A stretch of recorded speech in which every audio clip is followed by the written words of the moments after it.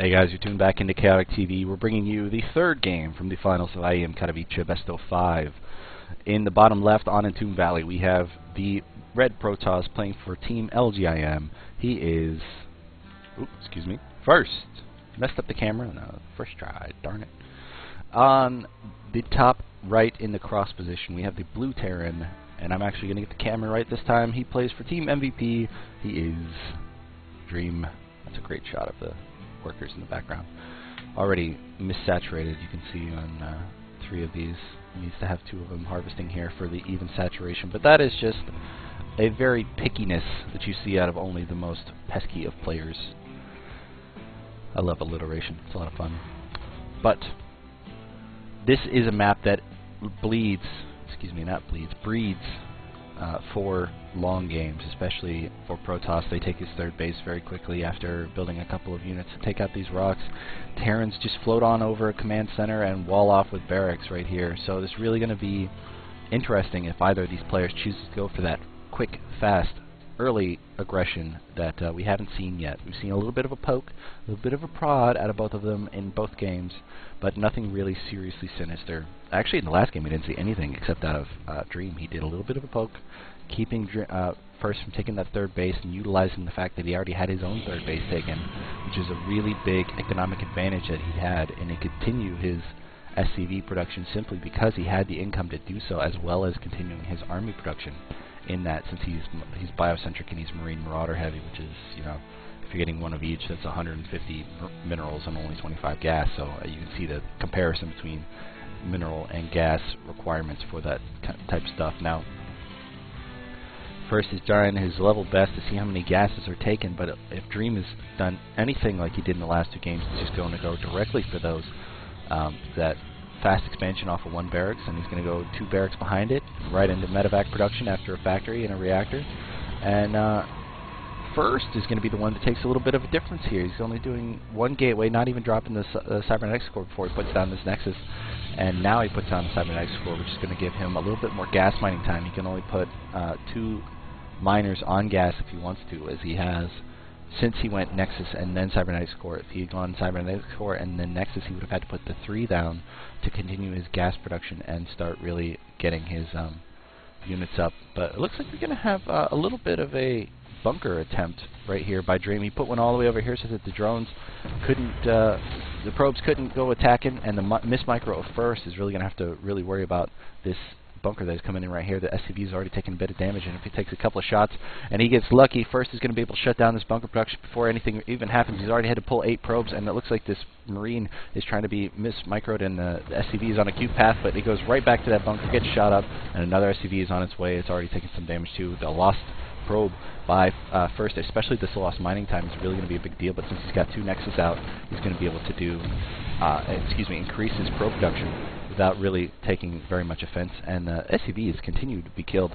by this bunker. Now that there's a stalker out on the map, this bunker tank is really going to be shut down very quickly. You can see how fast and how well stalkers take out Marines, especially since he canceled that bunker right now and he's sending his remaining rallied off units on the way home. But he did put down his own command center behind this, so he's trying to catch up economically to the Nexus that has been down for at least 30 seconds by First right now. You can see he's already got 6 probes out on the mineral line, 7-1 right as I selected that.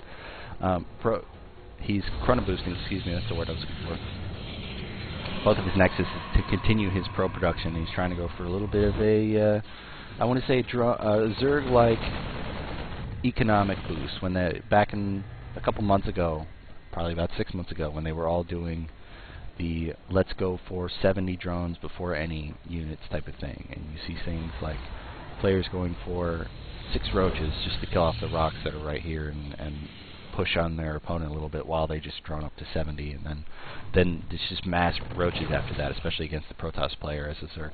But since we were watching a TVP, I'll stop rambling on about that. We do have a robotics facility coming in for the Protoss player, and he's going to go back into that Colossus production. He's already got his 4 gases coming down, 3rd and 4th gas coming down, and Dream has not dropped his gases right yet, so he is not going into that medevac production that we're going to see. He's probably going to start those gases 3 and 4 as the starport's getting built, so that he does not waste any mineral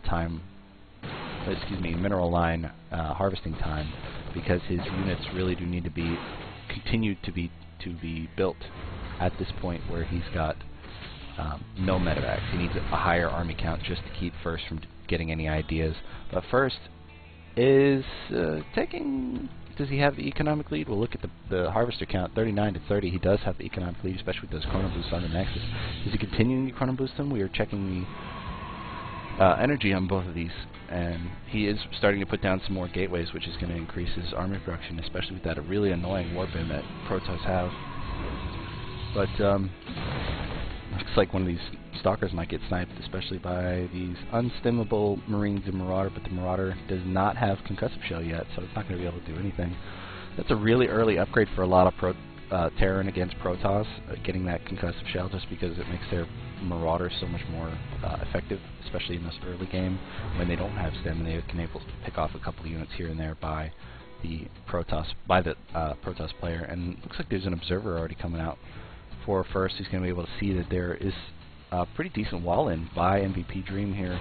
Dream, on the other hand, does not have any turrets up right now. He's just using his eBay for upgrades, which is a pretty decent idea, as he's got a much higher army supply. Well, not much higher. It was about even until these warp-ins by First.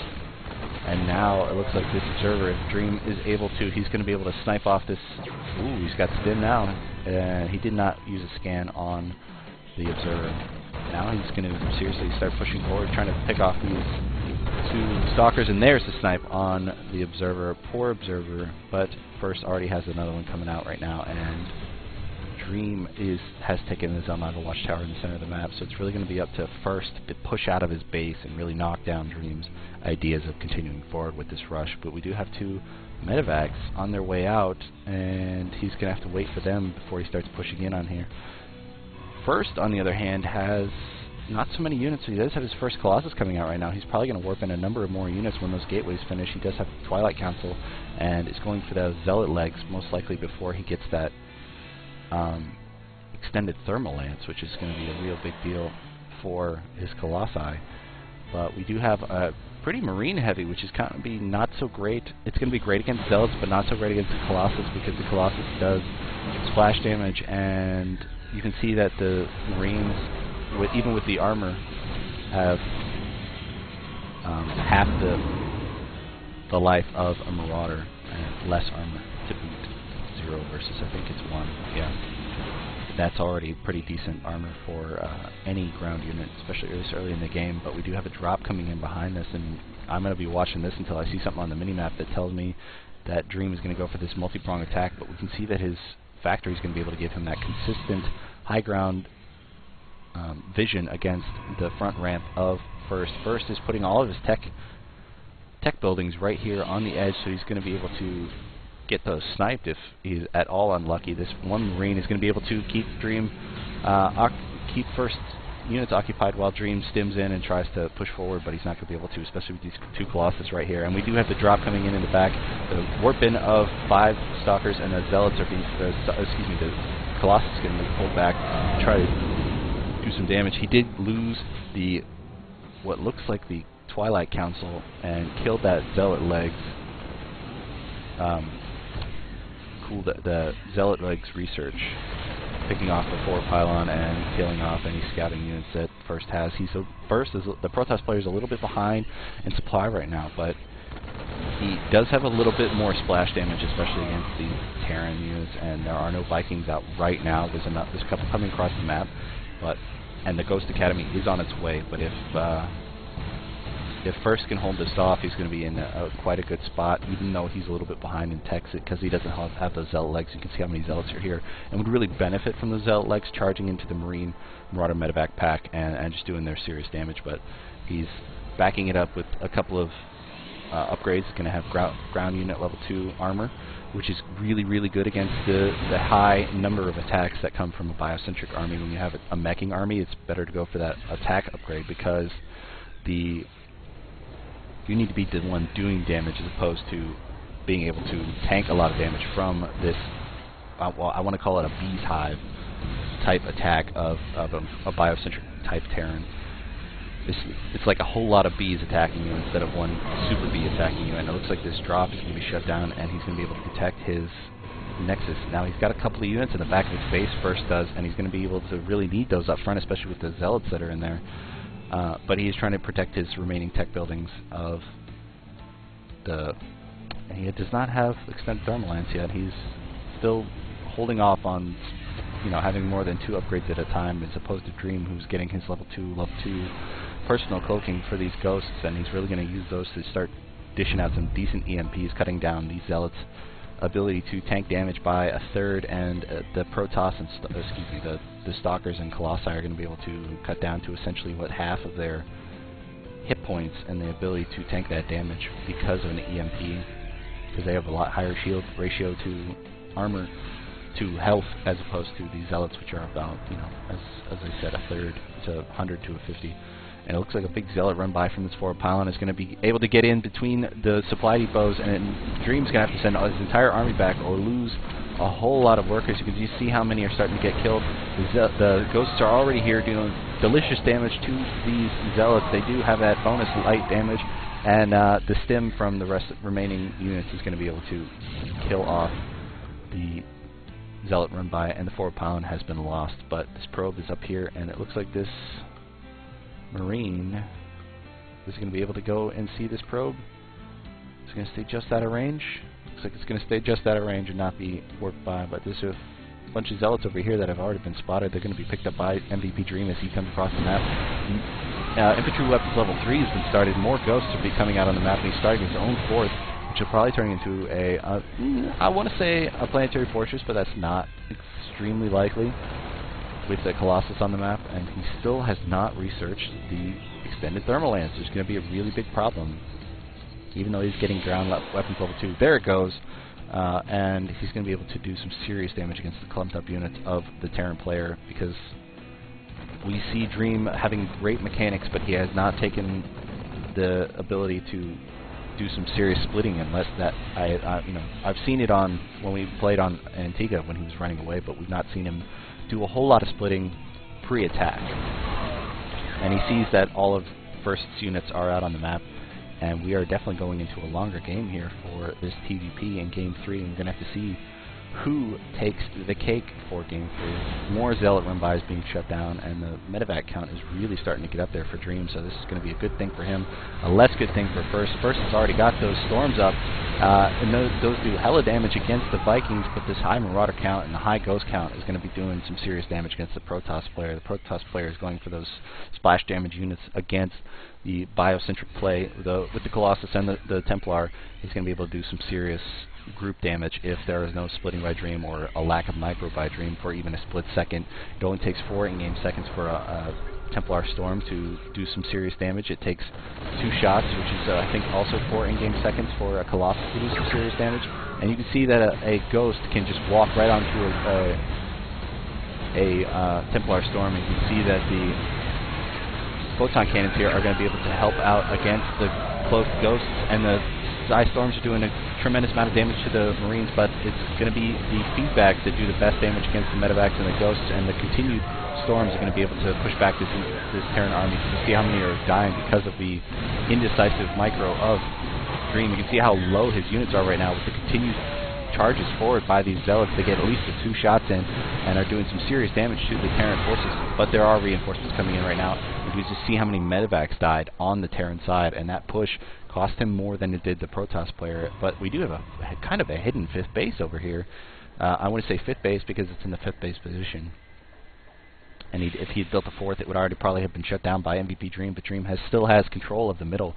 He's continuing his medevac reproduction because he did lose so many of them. Does he have more than the 1 starport? He does not. He's building another one. He's using his new factory after he got killed because he had to rebuild the factory. All of that might actually cost him now. I think about it. Since he had to rebuild his factory, he lost it.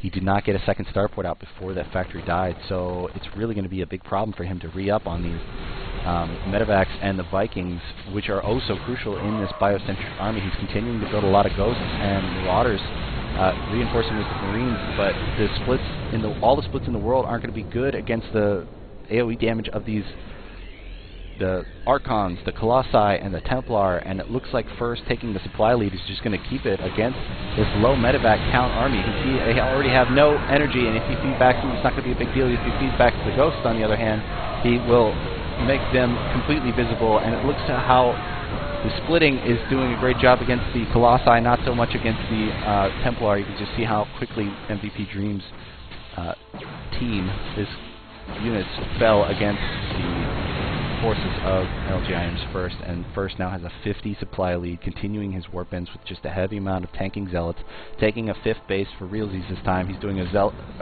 warpin over here, trying to kill off this Warp Prism before it can do any more warpins, and the forces of MVP Dream are going to get taken out. Oh, he did put a Planetary Fortress here, which is going to be great against the Zealots, even though they are there to tank the shots. The Stalkers and the Colossi are going to be great in the back. The Colossi can outrange the Planetary Fortress, even with that oh wow, he's just going straight for the SCVs. He's doing a serious amount of damage with the Storms right here, trying to push back all of the units of MVP Dream. You can see how quickly the Vikings take damage from those Storms. It only takes two mismanaged Storms two mismanaged packs of Vikings to take on a Storm. I'm trying to get all my words out, people, but I've been talking for a while now, and we still have a lot more to go because we have a pretty long FFA to come out, as these things are against pros. Is going to be able to see this rotating rear end of the Observer this time and snipe it? No, he decides not to. We have another forward pylon coming down right now, and Dream has taken a 5th base of his own, but it's going to get scouted right away by this probe. He's going to see that there is a muling base over here. A Planetary Fortress is going to be able to hold off any probe that comes near, but now we have a almost maxed Protoss army against a half-maxed Terran army, and it's mostly Vikings, which are only good against the Colossus. If they get stormed at all, there's going to be a big problem for the Terran, because he does not have the production facilities. He's got plenty of barracks, but he's not using the ability to mine quickly because he's got this Planetary Fortress out here. He's got none of those backup orbitals that you normally see along a lot of pretty high up Terrans. You can see 2 forward pylons are here to start warping in some Zealots on the high ground, from the high ground, and really start harassing the outlying basis of MVP Dream. He's starting to gain in his supply, but he's not got the income that the Protoss player has. You can see it's got 80 harvesters to 52. Now that leaves a smaller army supply for the Protoss player. You can see that the Terran has already almost caught it up to it, but it does allow the Protoss player to remax even more quickly than the Terran ever could, and it gives him a lot of probes to do a forward pylon construction, and it looks like this fourth is going to be taken out again.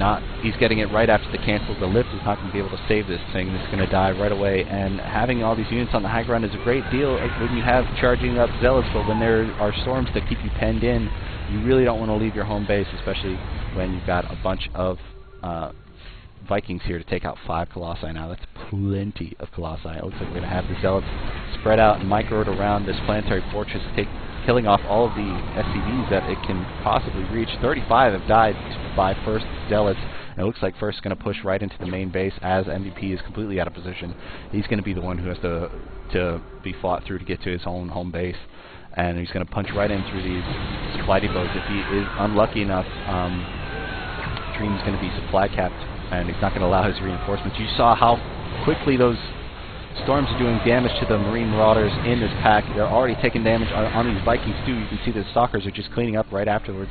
And First continuing to run away. He's re-maxing with a huge amount of Templar, and these forward pylon line is just going to allow him to do some serious damage and continue the reinforcements very easily against the Terran player. You can see the bank of the Protoss player is just climbing and climbing and climbing. It's going to get canceled. Doesn't really matter at this point. First has got 2 extra bases going, where Dream has only got a half a base and no other main line going. He's spread out his SCVs very well, but he's about to be mined out in his in his natural and 3rd base. So if he decides to continue this attack, he's probably going to be SOL, unfortunately. We have Dark Templar coming around, killing off the as many SCVs. They only got 4 this time because that very well placed turret, but it looks like the main of MVP Dream is going to be attacked by this entire heavy AoE damage. You can see the choke right here is going to be a big problem for First. If those Zealots and the Archons, you can see how Archons are ripping right through the Vikings. The Vikings cannot attack the Colossi anymore. 2 Colossi are down.